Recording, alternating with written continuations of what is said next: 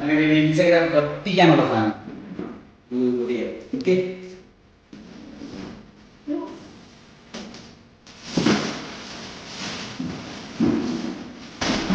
അതിൻ്റെ നമ്മൾ ഓർഡർ ചെയ്തിട്ട് ഒരുപാട് നാൾ കാത്തിരുന്ന് കിട്ടിയ സാധനം.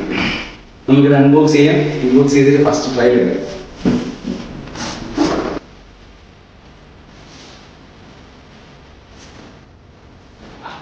എന്താ